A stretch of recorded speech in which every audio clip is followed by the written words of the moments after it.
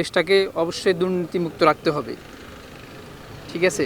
আর দ্বিতীয়তে ইয়া হলো যে আমাদের নারীদের উপরে যে নির্যাতন হচ্ছে, অত্যাচার হচ্ছে বা শোষণ হচ্ছে নারীরা, সেদিকে অবশ্যই খেয়াল করতে হবে।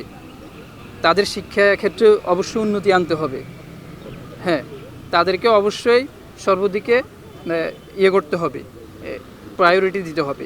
যারা তরুণদের জন্য কাজ করবে। আর সবচাইতে বড় কথা হলো যে মাদকের ইয়াটা এখন প্রতিটা সমাজে বেড়ে গেছে। যারা মাদক বিরোধী কাজটা করতে পারবে, মাদকের নির্মূল করতে পারবে।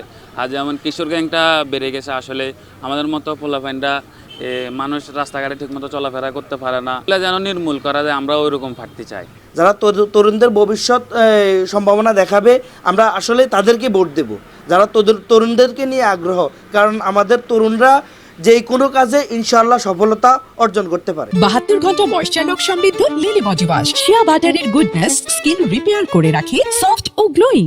একজন তরুণ হিসেবে আমি আমার প্রার্থী বেছে নেব এমন একজনকে যিনি হবেন সৎ এবং যার মধ্যে থাকবে না কোনো দুর্নীতির অভিযোগ।